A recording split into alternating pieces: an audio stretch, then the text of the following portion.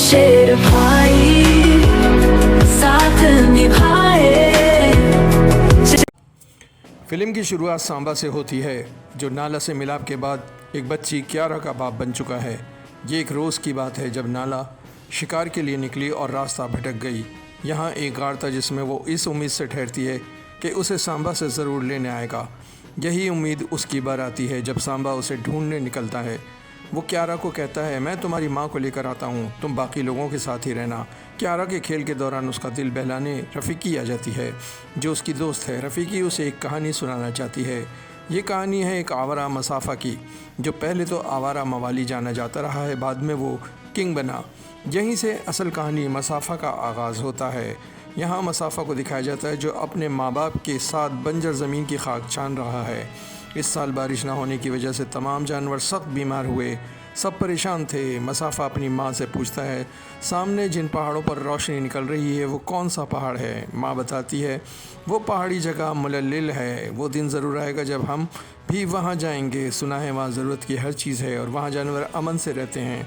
इन बातों के दौरान बारिश शुरू हो जाती है, मगर बारिश इतनी तेज़ हुई कि एक सैलाब बन गया और तमाम जानवर घबरा कर भागने लग गए और कई डूब गए। मसाफ़ा और उसके माँ बाप भी नदी के रेले में बहते जाते हैं। इसी कश्मकश में मसाफ़ा अपनी माँ बाप से दूर होता चला जाता है और दूर निकल जाता है, मगर वो बच जाता है। ये जगह उसके लिए अनजान थी। यहाँ उसकी मुलाकात टाका से होती है, जो उसकी तरह ही छोटा है। टाका तालाब से निकलने में उसकी मदद करता है। कुछ मगरमच्छ मफासा को हड़पना चाहते थे, मगर ऐन वक्त पर टाका की माँ आकर उन मगरमच्छों पर धाड़ती है और वो पानी में गायब हो जाते हैं। मफासा और टाका दोनों बहुत खुश होते हैं। टाका माँ से कहता है, माँ हम मफासा को अपने साथ घर ले चलें। माँ उसे आवारा का लक़ब देकर मना कर देती है। मफासा कहता है, मैं आवारा नहीं हूँ, मैं इलाके के बादशाह का बेटा हूँ। सैलाब आने की वजह से मैं अपने माँ बाप से जुदा हुआ हूँ। कहानी सुनकर टाका की माँ उसके लिए हमदर्दी महसूस करते हुए उसे घर ले आती है, मगर वहाँ टाका का बाप इन दोनों पर चिराग होता है कि किसी राह चलते को अपने घर क्यों लाए। मफासा बाप को भी अपनी कहानी सुनाता है। वो कहता है इसके डैड उसको ढूंढते हुए ज़रूर आएंगे। साथ ही बताता है कि वो तेज़ दौड़ सकता है, जिस पर बाप कहता है, ठीक है, टाका को हरा कर दिखाओ। दोनों की रेस शुरू होती है। टाका को एक दोस्त की ज़रूरत थी, वो नहीं चाहता था कि मफासा इससे हार जाए, इसीलिए वो अपनी तेज़ रफ्तारी कम करके मफासा को जीतने देता है।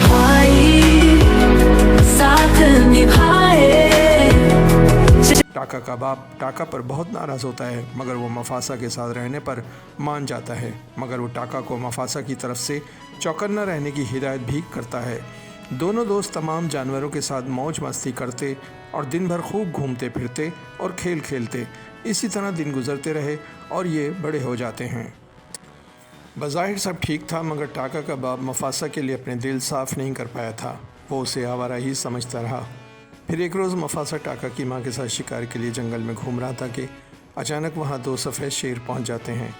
सफ़ेद शेर जो निहायत ताकतवर और जालिम समझे जाते थे, ये दोनों दखल अंदाजी करते हुए हिरणों का शिकार शुरू कर देते हैं। माँ उनके मुकाबिल दिलेरी से आकर खड़ी हो जाती है और उनके दरमियान शिकार पर लड़ाई शुरू हो जाती है। ऐसे मौके पर टाका पीछे हट जाता है और मफासा माँ के अकेले लड़ते देखकर उनका मुकाबला करते हुए एक शेर को मार डालता है। दूसरा शेर वहाँ से भाग जाता है। वहाँ वापस आकर वो टाका के बाप को बताती है कि किस तरह मफासा ने उसकी जान बचाई और एक शेर को मारा और दूसरे को भगा दिया। टाका का बाप मफासा का शुक्रिया अदा करता है। मफासा आगाह करता है कि सफ़ेद शेरों का कबीला आराम से नहीं बैठेगा, वो बदला लेने ज़रूर आएगा। टाका का बाप जायज़ा लेने के लिए वहाँ एक मखबिर भेजता है। मखबिर देखता है कि जो शेर मफासा के हाथों मारा गया वो यहाँ के बादशाह का बेटा था, जो निहायत गुस्से के आलम में घूम रहा था।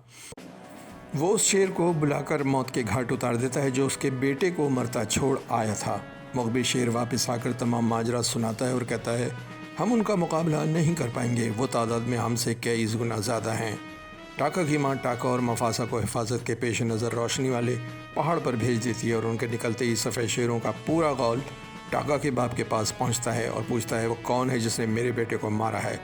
वो कुछ नहीं बोल पाते। ऐसे में सफ़ेद शेर अपने किंग को बताते हैं कि वो शेर यहाँ से भागे हैं। अब पूरा गौल तेज़ी से उस तरफ रवाना हो जाता है जहाँ मफासा और टाका गए थे। वो जल्द उनको पा लेते हैं।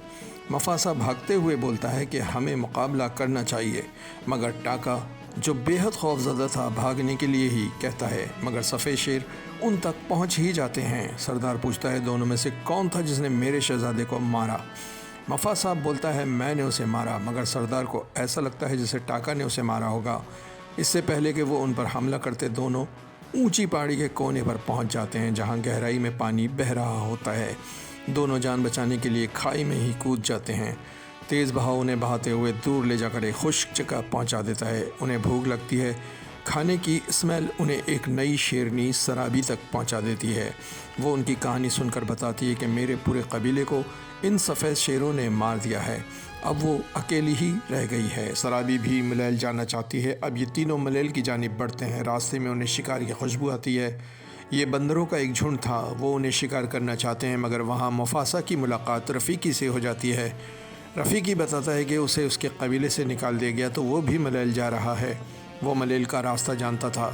مفاسا، ٹاکا اور سرابی بھوک کے باوجود بندروں کے شکار کا ارادہ کینسل کر دیتے ہیں اور رفیقی کو اپنا ہم سفر بنا لیتے ہیں۔ پوری رات سفر کے بعد صبح نمودار ہوتی ہے تو سرابی ہواؤں کے رخ کو سونگھ کر پتہ چلا لیتی ہے کہ سفید شیر اب بھی ان کے پیچھے ہیں۔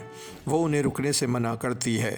ٹاکا مفاسا سے راز و نیاز کے انداز میں بولتا ہے کہ اسے سرابی پسند آ گئی ہے۔ مفاسا اسے سرابی کو متاثر کرنے کے گر بتاتا ہے اور اسے اظہار محبت کرنے کو کہتا ہے۔ ٹاکا ہمت کر کے سرابی کو بتاتا ہے کہ وہ اسے اچھی لگنے لگی ہے۔ سرابی مسکرا دیتی ہے جو اس کی رضامندی ظاہر کر رہی تھی۔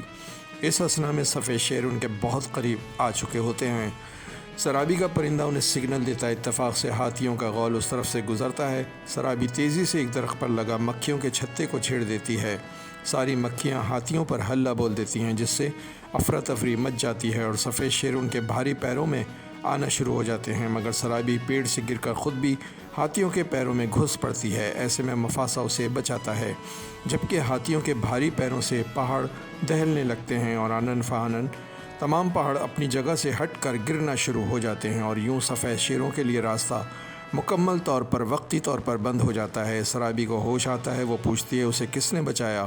مفاسا فوری ٹاکا کا نام لیتا ہے۔ سرابی ٹاکا کا شکریہ ادا کرتی ہے۔ رفیقی حیرانگی سے مفاسا کو دیکھتی ہے کہ اس نے یہ جھوٹ کیوں بولا۔ دن رات کا سفر کر کے وہ ملیل کے قریب پہنچ ہی جاتے ہیں۔ برف باری شروع ہو جاتی ہے تو ایسے میں ان کے قدموں کے نشان واضح دکھائی دینے لگتے ہیں۔ مفاسا سرابی کے پرندے سے کہتا ہے کہ وہ ان کے پیروں کے نشان مٹاتا رہے۔ وہ ایسا ہی کرتا ہے۔ جب سفید شیر پہنچتے ہیں تو انہیں ان تک پہنچنے میں بڑی مشکل ہوتی ہے۔ سرابی محسوس کرتی ہے کہ مفاسا میں کئی گن ہیں جو اسے متاثر کر رہے ہیں۔ اسے یہ بھی معلوم ہو جاتا ہے کہ اس کی جان مفاسا نے ہی بچائی تھی۔ وہ مفاسا کی طرف راغب ہونے لگتی تھی۔ وہ اس سے پوچھتی ہے، مگر مفاسا ٹال مٹول سے کام لیتا ہے۔ ٹاکا ان کی آپسی باتوں سے جیلسی محسوس کرتا ہے۔ وہ سمجھتا ہے مفاسا اسے ڈبل کراس کر رہا ہے۔ اسے اپنے باپ کی وہی بات یاد آتی ہے جب انہوں نے مفاسا سے چوکنا رہنے کو کہا تھا۔ یہاں ٹاکا غداری کا مرتکب ہوتا ہے۔ وہ سفید شیروں کے سردار کراس کے پاس پہنچتا ہے اور اسے تمام حقیقت بتاتا ہے کہ کس طرح مفاسا نے اس کے بیٹے کو مارا تھا۔ ٹاکا سرابی کی محبت میں اندھا ہو چکا ہوتا ہے۔ وہ انہیں اپنے قدموں کے نشانات کے پیچھے آنے کا کہتا ہوا چل پڑتا ہے۔ ٹاکا واپس مفاسا کے پاس پہنچ جاتا ہے جو ٹاکا کی سازش سے بے خبر ہوتا ہے۔ صبح یہ اپنا سفر جاری کرتے ہیں اور آخر ملیل پہنچ جاتے ہیں۔ مفاسا بے حد خوش تھا۔ وہ اپنی ماں سے اس جگہ کے بارے میں پوچھا کرتا تھا۔ ماں نے ٹھیک کہا تھا، یہاں تمام جانور امن و سکون سے زندگی گزار رہے تھے، مگر یہ امن و امان جب ختم ہو جاتا ہے جب سفید شیر ٹاکا کی وجہ سے یہاں تک پہنچے تھے۔ تمام جانور سفید شیروں کو دیکھ کر گھبرا جاتے ہیں۔ مفاسا حیران ہوتا ہے کہ وہ یہاں تک کیسے پہنچ گئے جبکہ انہوں نے کئی احتیاطی تدابیر اختیار کی تھیں۔ سفید شیر کراس بغیر کسی انتظار کے مفاسا پر حملہ کر دیتا ہے۔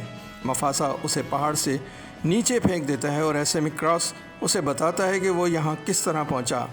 وہ اسے ٹاکا کا نام بتا دیتا ہے۔ مفاسا کا دل ٹوٹ جاتا ہے۔ اسے اس کی امید نہ تھی۔ کراس اس لمحے سے فائدہ اٹھاتے ہوئے مفاسا کو ایک پہاڑی سے نیچے پھینک دیتا ہے۔ مفاسا گر کر اٹھتا ہے اور ایک چھوٹی پہاڑی پر چڑھ کر وہاں موجود تمام جانوروں کو یکجا کرنے کی کوشش کرتا ہے۔ وہ ان میں جوش پیدا کرنے کے لیے کہتا ہے کہ اگر آج تم ان سفید شیروں کے خلاف جنگ نہ کر پائے تو پھر کبھی نہ کر پاؤ گے اور غلامی تمہارا مقدر ہوگی۔ तमाम जानवरों में जोश पैदा हो जाता है और जंगल के तमाम जानवर इन सफ़ेद शेरों पर धावा बोल देते हैं और एक एक करके उन्हें ख़त्म करना शुरू कर देते हैं। 3 से 4 सफ़ेद शेर मफासा को घेर कर उस पर हमला करके उसे घाटी के नीचे फेंक देते हैं। मफासा ज़ख्मी होकर गिर पड़ता है। इस मौके से फ़ायदा उठाकर इस पर आखिरी ज़रब मारने के लिए क्रॉस पहुंच जाता है। मफासा हिम्मत जमा करके इससे फ़ाइट करता है मगर वो कुछ कमज़ोर पड़ जाता है। टाका की मोहब्बत उसकी नफ़रत पर गालिब आ जाती है और वो अपने दोस्त की जान बचाने के लिए क्रॉस के सामने आन खड़ा होता है। मफासा और टाका मिलकर अब इस सफ़ेद शेर का मुकाबला करते हैं मगर अचानक ही ज़मीन ज़लज़ले से लरज़ने लगती है और देखते ही देखते वहाँ ज़लज़ले की वजह से शिगाफ पड़ने लगते हैं।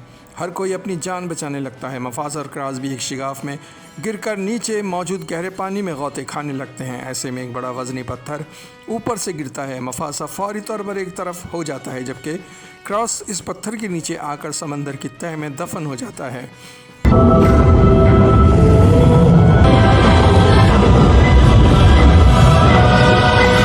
मफासा की बहादुरी कुर्बानी देखकर यहाँ के जानवर मफासा को अपने नए सरदार के लिए मुंतखब कर लेते हैं। इसी दौरान मफासा की माँ उसे तलाश करती हुई वहाँ पहुँच जाती है। मफासा अपनी माँ से मिलकर बेहद खुश होता है।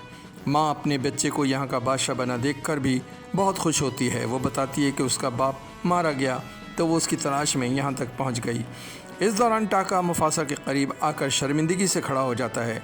तमाम जानवर टाका के ख़िलाफ़ नारेबाजी करते हैं। उसे गद्दार और आवारा का खिताब दिया जाता है मगर मफासा उन पर बावर कराता है कि वो मेरा भाई है, वो हमेशा मेरे साथ रहेगा। मगर टाका जो बहुत शर्मिंदा है वो मफासा को कहता है कि इसका जुर्म काबिल माफ़ी नहीं, वो तमाम उम्र यहाँ गद्दार की हैसियत से जी नहीं पाएगा। और फिर टाका थकी हुई चाल से वहाँ से निकल जाता है। कहाँ किसी को नहीं मालूम।